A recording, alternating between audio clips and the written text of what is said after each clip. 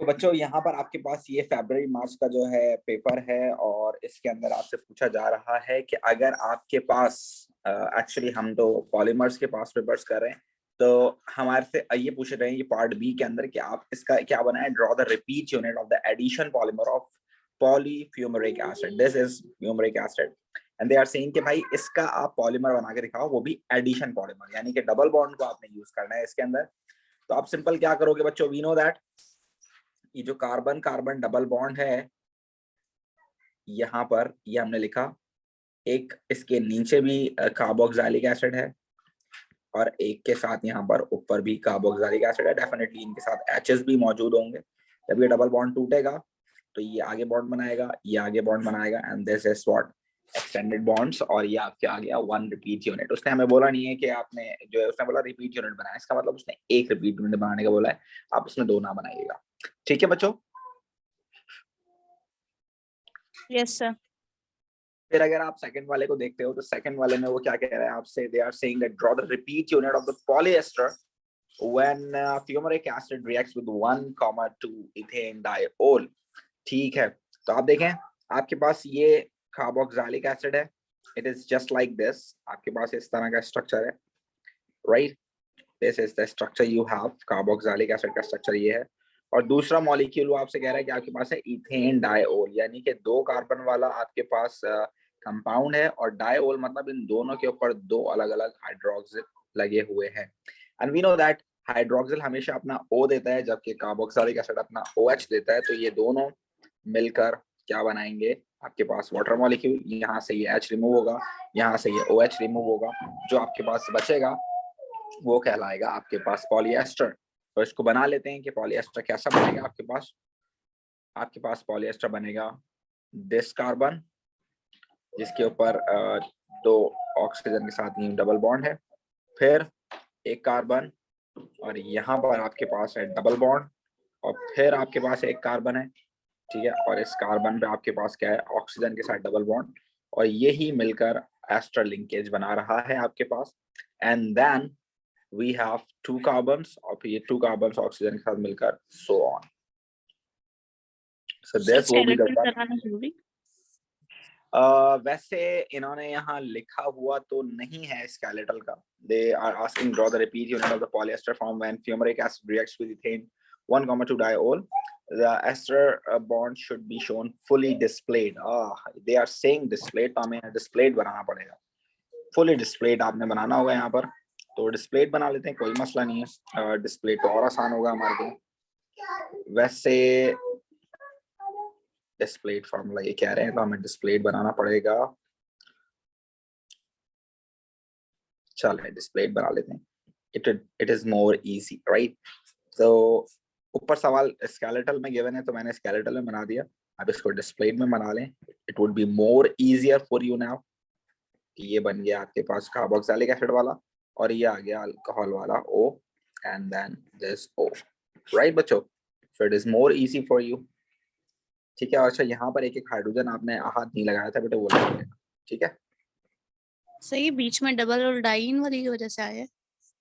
नहीं, इसका तो कोई ताल्लुक ही नहीं है ना, अभी हमने पॉलीएस्टर बनाया है तो इसको देखने की अभी हमें जरूरत नहीं है, ये तो ऑलरेडी उसमें लगा हुआ है ना, ये तो लगा हुआ है ऑलरेडी उसमें। Okay sir.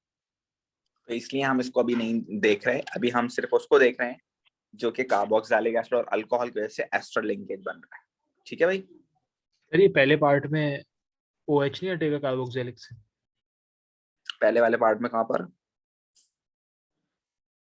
B word part 1 में? Yes sir. बी पार्ट 1 में बेटे वो कह रहा है आपसे कि आप इसकी एडिशन पॉलीमर दिखाओगे।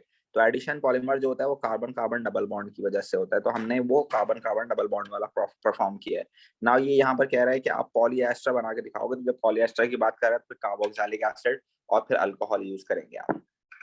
सही है, सही सही। यस तो सर। ये वजह से ऐसा नहीं हुआ है। ठीक है, इसके अलावा आप देख सकते हैं कि एक और आपके पास यहाँ पर मिलता जुलता सवाल था जो अभी हमने देखा था पीछे, क्वेश्चन नंबर आई थिंक 7 था। क्वेश्चन नंबर 7 वो कह रहा था आपसे कि आपने बना के दिखाना है क्या, पेप्टाइड बॉन्ड, आपने पेप्टाइड बॉन्ड बनाना है, draw the dipeptide pro the peptide bond must be shown fully displayed. Fully displayed आपने पेप्टाइड लिंकेज बनाना है। और पेप्टाइड लिंकेज क्या होता है आपके पास, देखो अगर आप इसका स्ट्रक्चर बनाते हो तो पेप्टाइड लिंकेज जो होगा आपके पास वो होता है आपके पास सी। पेप्टाइड लिंकेज कौन सा होता है आपके पास बच्चों? It is C double bond O and then yes H. This is what peptide linkage. ये आपके पास क्या होता है, आपके पास पेप्टाइड लिंकेज होता है। तो ये दिखाना आपको यहाँ पर जरूरी है, right? Yes sir. Yes sir. और दूसरा ये कि बाकी जो आपके पास स्ट्रक्चर है वो आप बना सकते हैं इसके अंदर। तो इसका स्ट्रक्चर कैसा बन सकता है आपके पास, इसको सिंपल आप इस तरह कर सकते हैं कि इसको आप बेंजीन रिंग से अटैच, बेंजीन रिंग सॉरी, इसको इस मॉलिक्यूल से अटैच कर दें आप।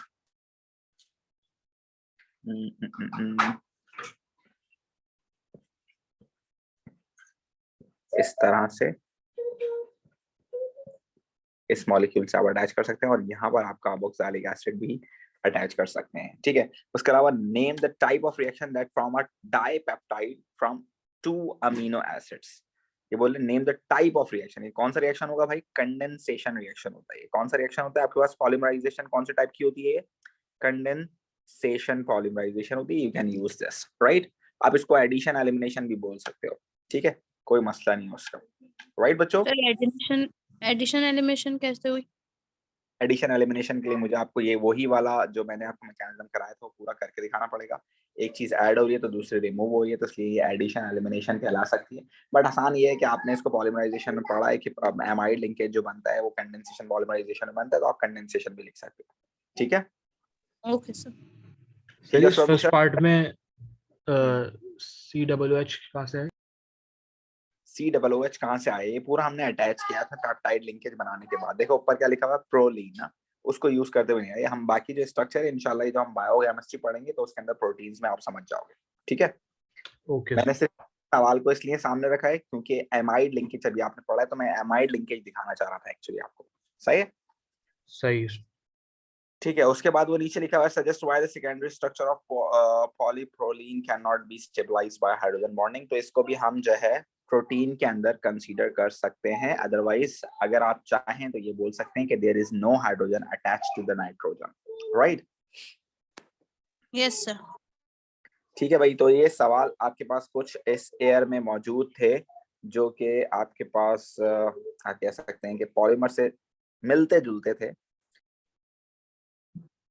इस क्वेश्चन की बात करें तो इस क्वेश्चन के अंदर अगर आप देखते हैं तो आपके पास एक तो ये ए पूछ रहा है कि ए क्या चीज है। इट्स क्वाइट सिंपल कि यार ये कार्बन और ऑक्सीजन का डबल बॉन्ड है और कार्बन का सिंगल बॉन्ड है, तो इट इज एस्टर, सिंपल। और अगर बी की बात करें तो एक कार्बन और ऑक्सीजन का डबल बॉन्ड और इसमें नाइट्रोजन और हाइड्रोजन भी साथ मौजूद है, तो it is what? Amide linkage. ये क्या है बच्चों आपके पास? एमाइड लिंकेज, सही है, राइट? Yes sir.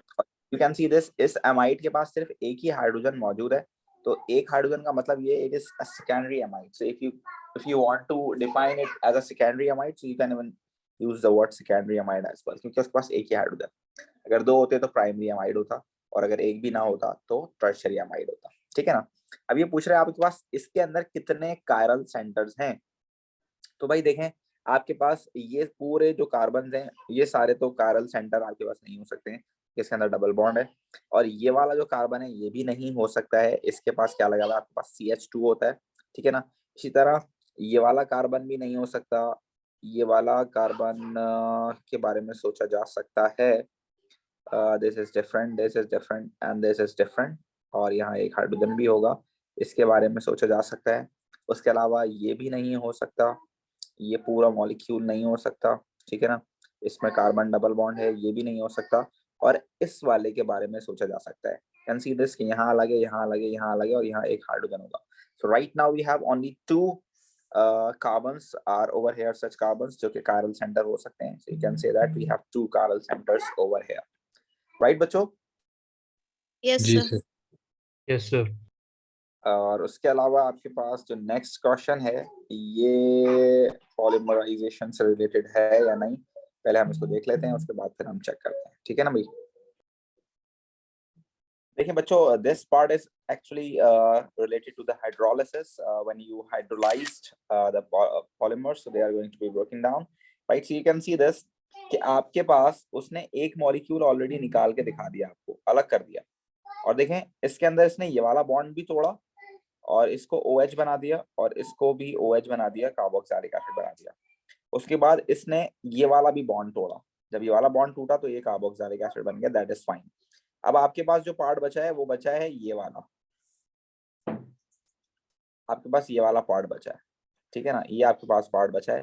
तो इसके अंदर आप देखें, पहली बात तो ये कि आपके पास ये जो मॉलिक्यूल था इसको आप एज इट इज बना दें, ठीक है ना, इसको आप ऐसे बना दें, इसको ऐसे बना दें, इसके साथ आप NH2 लगाएंगे पहली बात तो सबसे पहले आप क्या लगाएंगे, इसमें NH2 लगाएंगे, ठीक है ना, इसको ऐसे बना दें, और यहाँ पर आप क्या लगाएंगे, OH, क्योंकि ये वाला बॉन्ड भी एस्टर है और ये भी पॉलीमर है और ये भी हाइड्रोलाइज्ड हो जाएगा, तो ये भी टूटेगा, पहली बात तो ये। But you are actually using hydrochloric acid over there because hydrochloric acid is acid, so it can react with amine. तो आपको याद रखना है कि यहाँ पर हाइड्रोजन ऐड हो जाएगा and it become what, plus NH3 plus. तो ये हो गया आपके पास मेन चीज जो होने वाली थी।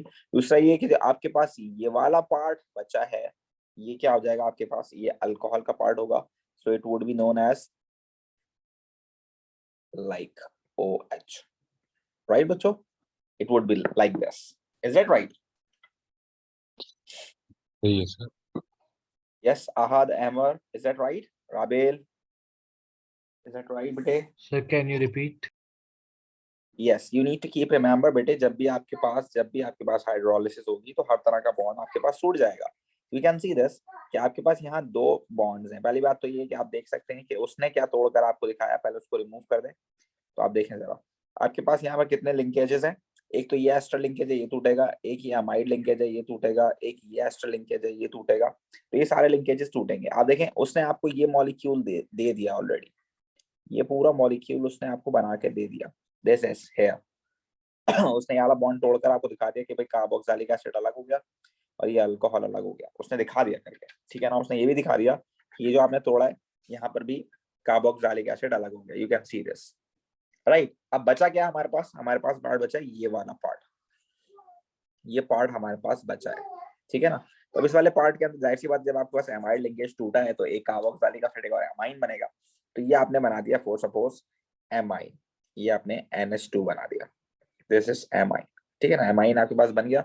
और क्योंकि ये वाला बॉन्ड टूटा है तो यहाँ पर कार्बोक्सिलिक एसिड आपने बना के दिखा दिया। और ये वाला जो आपके पास पार्ट बचा है, क्योंकि ये एस्टर है तो कार्बोक्सिलिक एसिड के साथ अल्कोहल होता है, तो यहाँ पर आपने H लगा दिया तो ये अल्कोहल बन गया, ये हो गया काम।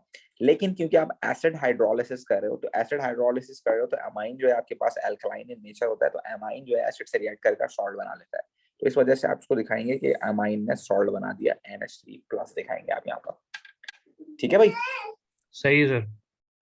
उसके बाद आपके पास नीचे लिखा हुआ है कि एक रिएक्शन उन्होंने दिखाया, उसके अंदर आपने क्लोरीन यूज किया और FeCl3 यूज किया। We know that why we are using FeCl3 along with the chlorines, because it is a halogen carrier, right? You can say that it is halogen carrier, और you can even say that कि भाई ये catalyst के तौर पे भी काम आता है, right? Because it is completely withdrawing the end of the reaction, right बच्चों or not? Right sir. ठीक है। Okay, so let's see the next part. Next part क्या कह रहा है, अगर वो पॉलीमर से रिलेटेड है तो हम कर लेते हैं। वैसे ये पॉलीमराइजेशन का पार्ट नहीं है लेकिन इसकी मैंने बड़ी प्रैक्टिस कराई है आप लोगों को, तो इसलिए बस मैं ये आपको कर दिखा देता हूँ। ये क्वेश्चन मैंने आपको बताया था कि आप इसको याद कर लेना, it's very important for exam pattern question. So you know that 1 mole of HNO3 reacts with 2 moles of sulfuric acid and they will form what? They will form hydronium ion along with nitro ion and hydrogen sulfate ions, right? 2 hydrogen sulfate ions. So it's a question for 1 mark, so you need to learn this, right? जब आपके पास nitro ion बन जाता है, positive ion बन जाता है, electrophile बन जाता है, तो we know that benzene ring now can attack on this. जब वो उस पर अटैक करता है आपके पास क्या होता है, अगले स्टेप में बेंजीन रिंग के ऊपर आपके पास नाइट्रो अटैच हो जाता है और हाइड्रोजन भी अटैच हो जाता है, और जब एक कार्बन के 5 बॉन्ड बन जाते हैं तो रिंग यहाँ से क्या हो जाता है, आपके पास ब्रेक हो जाता है, और COOH अपनी जगह पर मौजूद है और NH2 अपनी जगह पर मौजूद है। क्योंकि आपके पास COOH वहां लगा हुआ है और NH2 भी वहां लगा हुआ है, तो COOH को हम प्रायोरिटी देंगे and COOH is deactivating group, तो ये थर्ड या फिफ्थ पोजीशन पे नाइट्रो को भेज सकता है। तो you need to keep remember this कि नाइट्रो आपने थर्ड या फिफ्थ पोजीशन पे लगाना है। सो दिस इज 1 2 एंड 3, तो आपने थर्ड पोजीशन पे नाइट्रो को लगाया है और फिर क्या होगा, ये आखिरी में ये हाइड्रोजन वापस अंदर जाएगा और फिर इस तरह से आपके पास मैकेनिज्म पूरा हो जाएगा, राइट बच्चों। और इसको हम बोलते क्या है मैकेनिज्म को, it is electrophilic substitution reaction, right बच्चों। जी सर। काफी प्रैक्टिस हम लोग कर चुके हैं, राइट। सही है सर। ठीक है, उसके बाद यहाँ पर कुछ और रिएक्शंस मौजूद हैं और बड़े मजे के लग रहे हैं देखने में। सो आप लोग इसको कंप्लीट करें और उसके बाद फिर मैं करता हूँ these reactions बच्चों। तो ये बड़े आसान रिएक्शंस हैं और इसकी हमने बड़ी प्रैक्टिस भी की है। They are asking state the reagent and condition for step number 4। तो अगर आप स्टेप नंबर 4 देखते हो तो स्टेप नंबर 4 में हो क्या रहा है आपके पास, पहले तो आप ये देखो कि डिफरेंस कहाँ आ रहा है। आप अगर गौर से देखते हैं तो this COOH2H5 is remain same, this NH2 remain same, the only difference that you will find over here is कि आपके पास ये जो NO2 है ये NO2 NH2 में कन्वर्ट हो गया, and we know that this is the reduction process, and for this reaction we definitely required what, SN plus HCl, and we need to heat this, right, plus heat, right बच्चों। and this is also the same reaction, sir you can heat see and reflux लिखे ना, सही है। heat and reflux, हाँ चलें लिख सकते हैं, कोई मसला नहीं है, बिल्कुल लिख सकते हैं आप। ठीक है, अब ये वाला जो रिएक्शन देखते हैं आप, P से जो इसमें गैलिक एसिड बन रहा है, तो इसमें भी डिफरेंस आपको कुछ खास नजर नहीं आ रहा होगा, सिवाय इसके कि आपके पास जो NH2 हैं, सारे NH2 वो किस में कन्वर्ट हो गए, OH में कन्वर्ट हो गए। तो it is actually the reaction जो कि मैंने आपको पढ़ाया था, amine to phenol, amine to phenol वाली ये रिएक्शन स्कीम है। So we need to remember this कि इसमें बीच में क्या बनेगा, आपके पास डाइएजोनियम सॉल्ट बनना चाहिए। इसमें क्या बनना चाहिए बीच में, diazonium salt. So it will remain same, जो ऊपर वाला पार्ट है उसको आपने नहीं छेड़ना है, उसको आप एज इट इज रखें, COOC2H5 इसको आप ना छेड़ें। जो आपके पास जितने भी NH2 थे वो किस में कन्वर्ट हो जाएंगे बच्चों, N2Cl में कन्वर्ट हो जाएंगे, वो सारे किस में कन्वर्ट हो जाएंगे, N2Cl में। और उसके बाद जब आप इसको क्या करोगे, बॉइल करोगे विद वाटर, तो ये किस में कन्वर्ट हो जाएगा, फिनोल में कन्वर्ट हो जाएगा। किस में कन्वर्ट हो जाएगा, ये फिनोल में कन्वर्ट हो जाएगा। तो what they are asking state the reagent and condition for step 6, you can say that boil with water, boil with water, right बच्चों, is that right? This is the same reaction scheme that we talk about in the lectures, right बच्चों? ठीक है sir. Any problem to any one of you? नहीं sir. चलें, तो ये हमारे पास